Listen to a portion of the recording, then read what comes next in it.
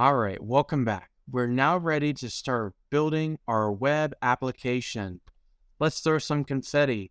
All right, to get started, what we're going to want to do is we want to start building out our homepage. So this is going to be the page that we see when we first log into our web application. Now, as you can see, the homepage that we're on right now, it currently only has this replace with content. Well, Dittofi has already kind of built out a dashboard page that we can use. So what we're going to do is we're going to create a new page. And this time we're going to choose their dashboard 2. And then we're going to create this page. Now, we're going to end up deleting this page, so we don't have to worry about renaming it or anything. But what we do want to do is grab this content from here. So let's click anywhere inside, and then let's select the highest div block. And then we'll come up to the top here, and we'll click this 3 dots here, and we'll say copy. Next, we'll go back to our home page. Once we're on our home page, we'll click inside, and then we'll use the breadcrumbs at the bottom to again select the big div page. And then this time we're going to hit replace. And there we go. Now what we can do, since we have that page already built, we can go and delete the page that we created because we don't need it. And now we can go ahead and begin building out our dashboard.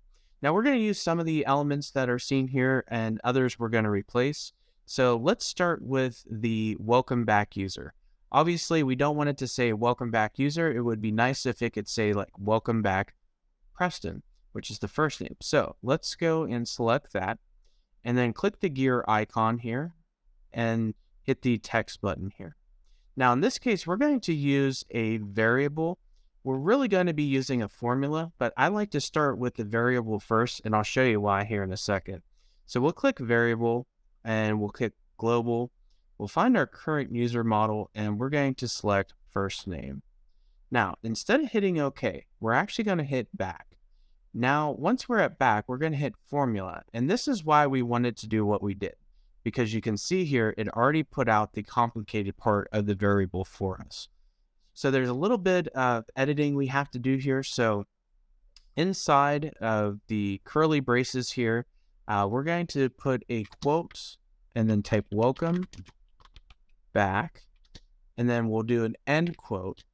And then what you do when you want to combine multiple things, so we want it to always say welcome back, but then the first name for each user is going to be different. So you want to append that to the welcome back. So you'll add a plus sign here, and you'll see we now have a valid formula. And when we hit OK here, it's going to actually create welcome back current user first name. Sometimes what I like to do, if that gets a little confusing, is you can actually double click inside here and you can type in welcome back Preston. And that kind of helps you see. But one thing that I want you to notice here is if you click this gear icon, notice that it actually doesn't change the value that we had set. It's just a little bit easier to read when we're designing. When you go off this page though, and you come back to it, let's just do that so you can see what happens. It'll actually go back to the way that it looked before. So I just like doing this just when I'm designing it, just so I know exactly what that is supposed to be looking like. So let's take this back. We'll take a welcome question.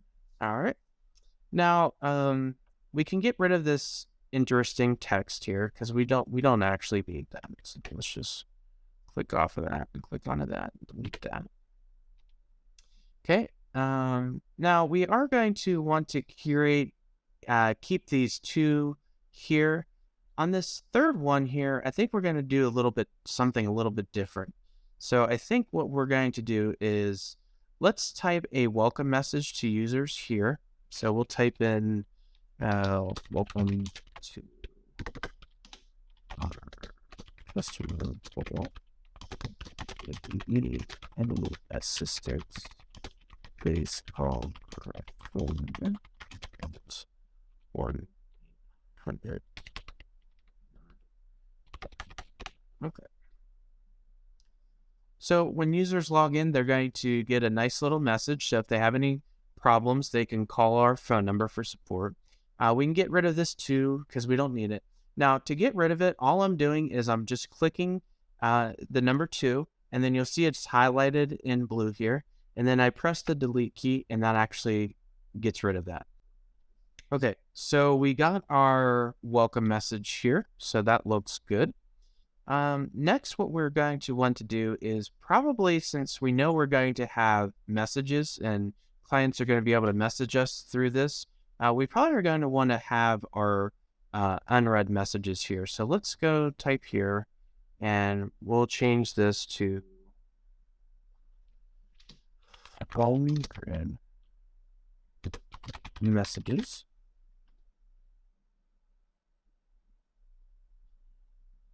Let's say so now. And then we'll leave 3 there just as a placeholder. Now, once we get our message page built, we'll come back to this and we'll actually make this reflect how many actual unread messages there are. But for now, we'll just leave that there as an example. Okay, and then let's go ahead and delete this div block here, because what we're going to actually want to do is we're going to actually do something kind of cool here. So we'll take this div block here, and we're going to copy this. And then we'll come up here, and then we're going to paste inside. There we go. And then we can go ahead and delete this. And I think we can delete this as well. So this is kind of what our page is going to be looking like so far. So we're going to have a welcome message. We're going to have a number of unread messages. And then over here, what we should do is let's do something really neat. And we'll put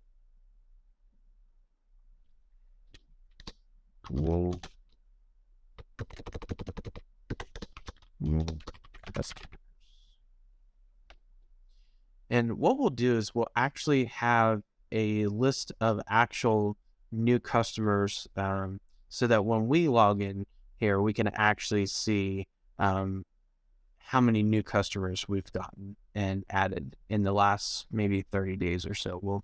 We'll see. Maybe we'll just actually take the database and just grab maybe the top 3, the newest 3 in the database there. Okay, and we only need just one of these because we're going to change this into what Dittofi calls a repeating group. So we'll go ahead and delete that as well. All right, so we're going to have new customers. We're going to actually see that. We'll in a later video, we'll end up showing you how to actually connect this into the customers. But that's generally the idea. Is it's going to actually go into our database. So if you remember, we went to the database and we actually created 3 different records here.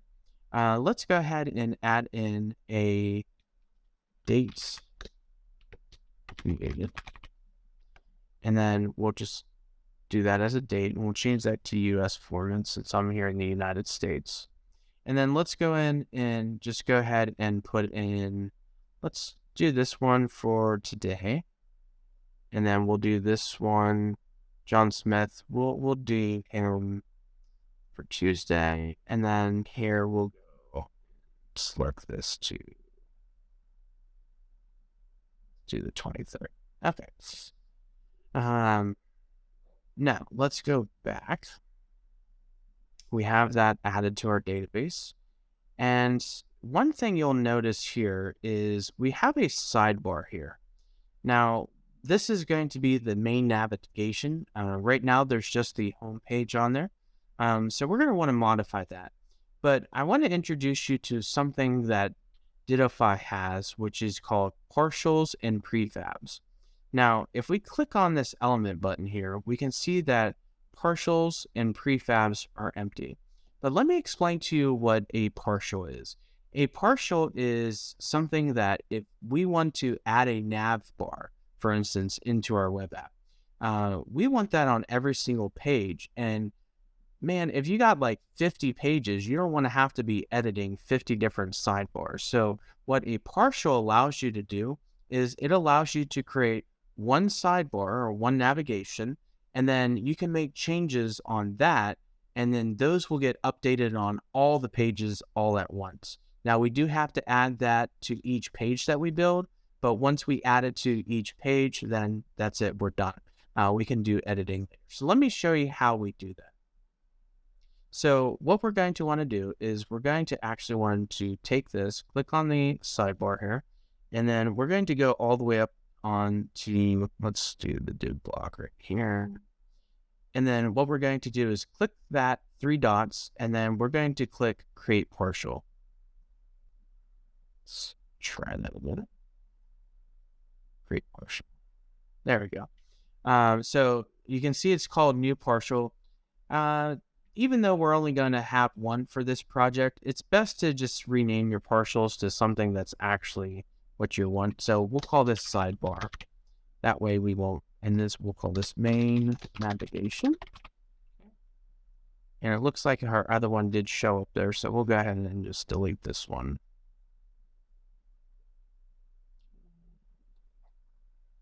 There we go. All right. Now we got a partial created. So let's click on this partial.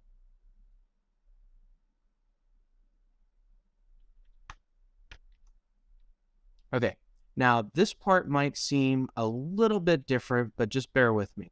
So we do have a nav bar here, but we want to replace that with that partial that we just created. So what we're going to do is we're actually going to click on elements, click on partials, and then we have that sidebar element. What we're going to do is we're going to hold down the left mouse button and drag that over anywhere on the page, and see how it's highlighting green, so it lets me know where it's going to go. That's fine. We're just going to let go of the mouse button, and it's going to look a little bit weird for you. That's okay. Don't freak out. Don't panic. That's okay. That's to be expected. Now what we're going to do is we're going to click on this anywhere in the blue area. And what we're going to do is we're going to actually use our keyboard shortcut. And we're going to do Control X, which is going to cut that. And you'll notice down here in the bottom, it'll say cut in clipboard. Okay? So that's what we're going to do here. See it says cut in clipboard. Next, what we're going to do is we're going to come back over to the navigation that is on our page. We're going to click on there, and then we're going to go one div up, and then click the 3 dots again. But this time, what we're going to do is we're going to hit replace, and watch what happens. Everything looks back to normal, except for what's different is, and now instead of that being just part of that page, that's actually using the partial that we just created.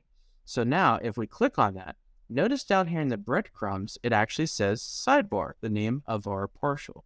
And that's going to be important later, because as we go into our other pages, we're actually going to replace the nav bars that are there with this one. That way, when we want to make changes, we can just do it on just one page, and it's going to update all the pages. And you'll see that here in a little bit.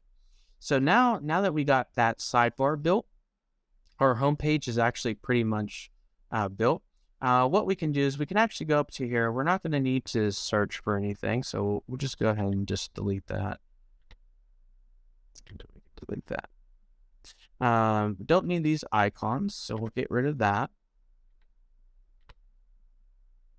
And what we do want to change, though, is we don't want it to say John Doe. We actually want that to say the first and that last name when we log in. So let's go ahead and change that.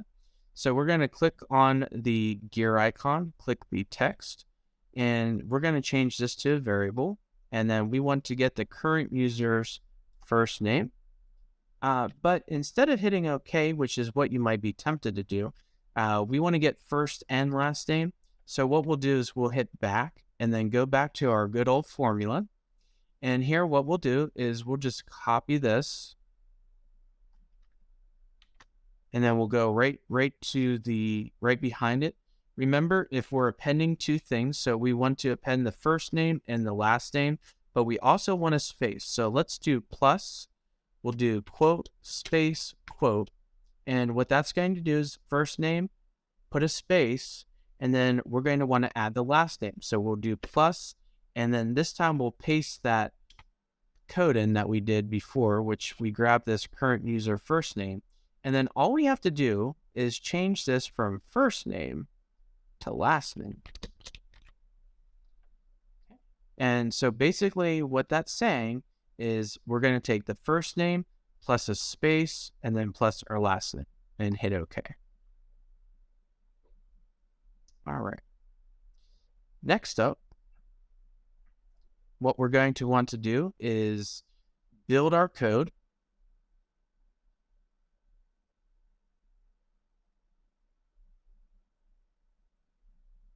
And then let's preview it and see what it looks like. And there it is. So you can see that we have Preston Barnes, exactly what we're looking for. But did you notice something?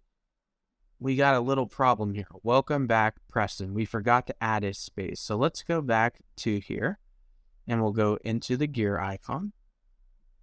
Let's go back to our formula. So welcome back. We can just add a space right there. And that should fix that. But then let's also add an exclamation mark at the end. So we'll do plus quote, exclamation mark, and then end quote. So it should say welcome back space Preston, and then it should have an exclamation mark at the end. Let's go ahead and build that code.